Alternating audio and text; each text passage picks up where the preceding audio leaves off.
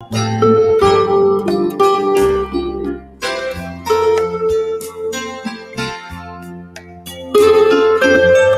folks, welcome to another edition of the Healthy Way right here on Love 101 FM, the family station. It's a Tuesday. You know where we're going to Tuesday? We go to the dentist, right? Yeah, you know that. Now, today we're looking at how to care for your toothbrush. Now, we use this tool every day for 2 to 3 months at a time. And I know that it is very easy for us to mistreat our toothbrushes. Keeping your toothbrush clean will maximize how much bacteria it can remove and prevent bacteria from getting back into your mouth. In this week's show, we will be sharing some key points in making sure your toothbrush stays in the best condition possible. With us this morning is Chantal Richards, dental hygienist at Pure Smiles. Hey Chantal, how are you? Hi, Chevauni. I'm giving thanks. How are you? Good, thank you. Good to have you as always. So, how to care for your toothbrush. The first one, rinse your toothbrush properly. Okay, so this is an obvious one, but after you finish brushing, you want to ensure that you rinse your toothbrush off with some clean water. And the reason for this is that you want to ensure that you're removing any bacteria, any saliva, any toothpaste, or any food particles that got lodged within the bristles of the toothbrush, right? And if possible, you could use some warm water, and the warm water kind of helps to loosen up the bristles a bit and get the water flowing through the bristles a little bit better, so that you're able to get the food and the saliva and the toothpaste and everything out of the toothbrush to ensure that it is clean as possible. And you want to ensure that you don't forget about the handle of the toothbrush. You want to rinse that off as well when you're finished. And if you're a messy brusher, like I know many persons are, you want to ensure that you rinse it off, because I'm sure you're going to have saliva and toothpaste and everything running down the handle of the bristle. So you want to ensure that you care for the handle of the toothbrush as well. All right. Replace your toothbrush every 2 to 3 months. This one we have been repeating for some time. So I think everyone knows that you need to change your toothbrush every 2 to 3 months by now. And this is because with regular use of the toothbrush, it will become worn and torn. Also, once it becomes worn and torn, then the bristles become dull and it causes them to be less effective. So you wouldn't be getting a proper brush with a toothbrush that is dull and bent and the bristles are just scattered and all over the place. And how you try to keep the toothbrush bristles in the best condition possible is you want to ensure that you keep the toothbrush upright. So when you put the toothbrush down flat, you want to ensure that it's laying on the back of the toothbrush and not on the bristles. Just like you would care for your hairbrush. And this is because, if you lay it face down, then the bristles are going to go in the direction in which you lay it, right? Right. And you want to ensure that you change your toothbrush every 2 to 3 months. And this is because of the bristles that will get dull after a period of time. And you also want to ensure that you change it after you recover from a cold or a flu. And this, I think, is probably self-explanatory, but I'm going to explain it a little bit. You want to ensure that when you recover from the cold, you're not using the same toothbrush, that you were using when you were sick. Because when you're sick, you have a lot of germs, Right. a lot of viruses, bacteria, and those stuff going on, whether it's in your mouth or somewhere in your body. And you don't want to reintroduce that bacteria back into your oral cavity once you have recovered, right? So that it's makes sense. recommended that you change it. Right. You have to change it once you recover from the cold or the flu. Gotcha. And this goes for not only the manual toothbrush, but also the electric toothbrush as well. So whichever one you use, you want to ensure that you change it 2 to 3 months at a time, or after you recover from a cold or a flu. Right. So the rule remains the same. Gotcha. It remains the same. Yeah. Another one, use adequate pressure when brushing. Talk to us about this one.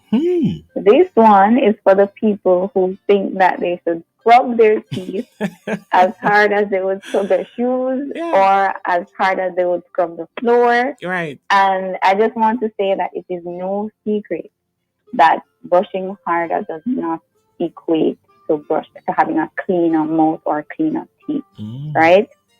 So the brushing hard is not only damaging your gums and teeth, but it's also making the toothbrush less effective much quicker because you're Right. going to be scrubbing the bristles, right? So you're going to be bending them all over the place because you're going Mhm. to be pushing on the teeth and you're going to be all over the place with the toothbrush. So you are going to be damaging the bristles of the toothbrush. Mm. So again, you want to use some light pressure when brushing. You want to brush in small circles, Right. right? And you want to use a soft toothbrush. But that's a debate for another day because we have some persons who think that the harder the bristles, Yes. the Yes. better the clean. Yes. And again, that's a debate for a different day. Right. But they want to ensure that they keep the bristles as not sharp but as effective as possible for the recommended time frame that they're supposed to have their toothbrush because then you're going to be wasting money, you're going to be damaging your teeth, you're going to be going to the dentist Mm-hmm. very often and again spending more money when you could have just used a soft toothbrush with some light pressure Right. and brushing for the recommended time frame, right? Great. Yeah, so we need to have that discussion because some people think, boy, if it's not hard, if it's not rough, if it's not doing the job. Yes. But anyway, this one says, keep your toothbrush dry. Right. How do we do that? Okay, so this one, Chevauni is so guilty already, you know. Well, because I mean, I You're leave it, so I guilty. leave it so it can, I mean, dry by itself, air Mm-hmm. dry. Where you leave it? In the holder, in the holder. Okay, Yeah, it's in okay, the okay. holder. Yeah. All right. So you have some persons who leave the toothbrush on the bathroom counter, Oh, right? no, I don't And do that's that. the same counter that you're going to wash your hands. Yeah. You're going to wash your face, and when you wash your face, water gets everywhere sometimes, Right. right? And that moisture is going to go on the toothbrush if you leave the toothbrush by itself on the counter, right? Mm-hmm. And if the moisture stays on the toothbrush, it's going to encourage bacteria growth. Yeah. So you would be using a bacteria-ridden toothbrush each time you clean. So you would be introducing bacteria into your mouth every single time that you brush, right? Right. And that's not good. So you want to ensure that you store your toothbrush in a holder, but you want to ensure that the holder has some holes in there Mm-hmm. so that you're able to have some amount of ventilation and some air flowing through the holder to ensure that the toothbrush is kept dry. Right. And this is because once you put it in the holder and you close that holder, it's going to be dark, Mm-hmm. right? And if you have a dark space and you have moisture, then you're going to have bacteria growth. Mm-hmm. So you would be storing your toothbrush in a bacteria-infested area, Mm-hmm. and that bacteria would be transferred to your toothbrush, and you would be using that toothbrush every single day to brush your teeth. Right. So you would essentially, your teeth would probably feel clean, but you're going to have some amount of bacteria lingering in your mouth. Yeah. And we don't want that to happen. Mm-hmm. Okay? Right.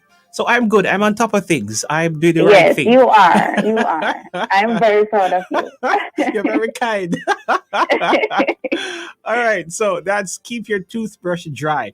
This one says don't share your toothbrush with another person. People do that?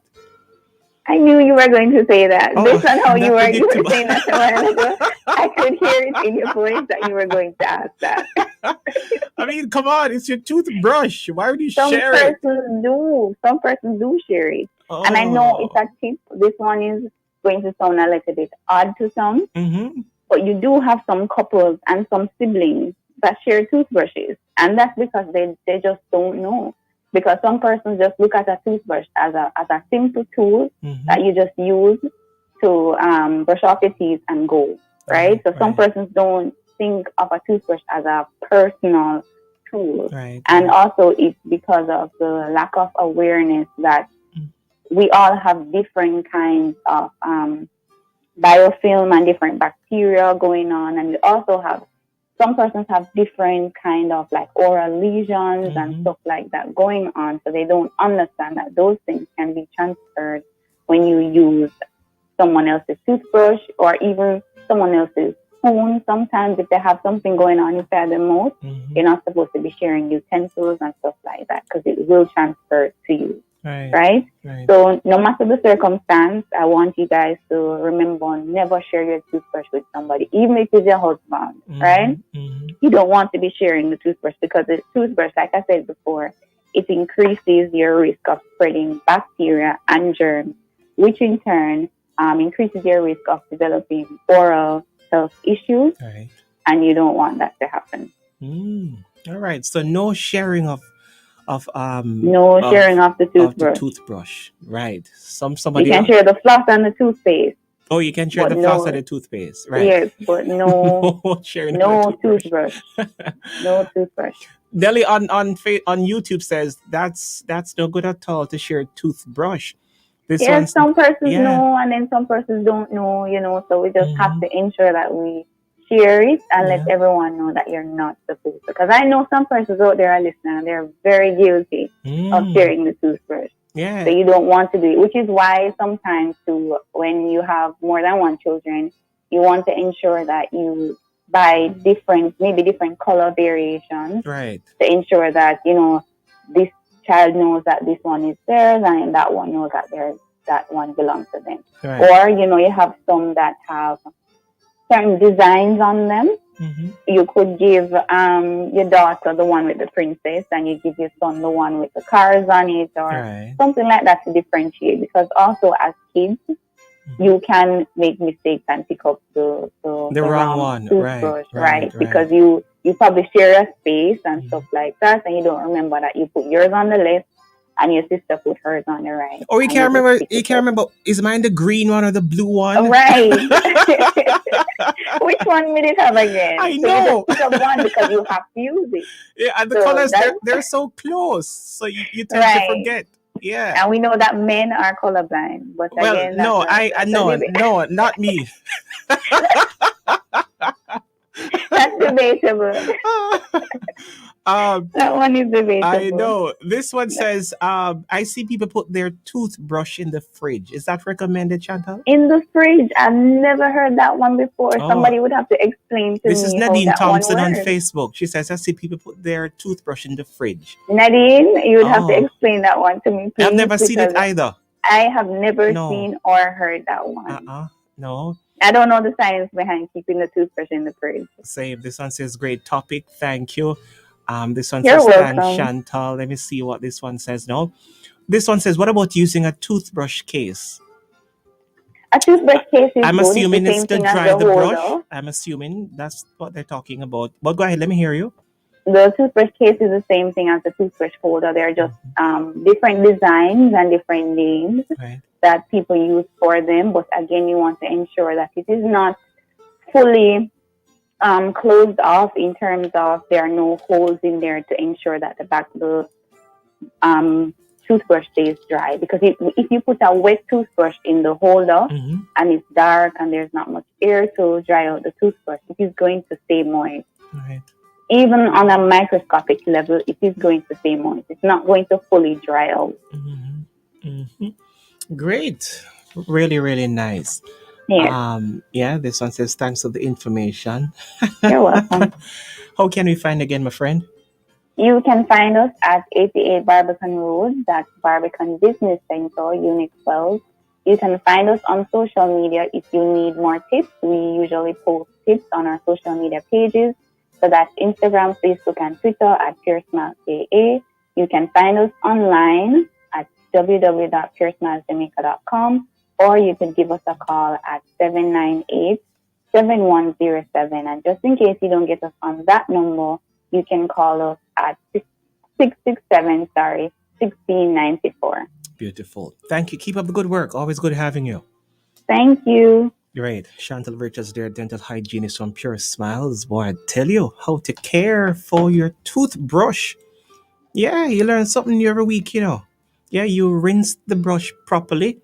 Yeah, you replace your brush every 2 to 3 months. Use adequate pressure when brushing. Keep your toothbrush dry. Don't share your toothbrush with anybody. Don't do that. No, that's kind of gross, you know? Thanks for stopping by. This is Love 101.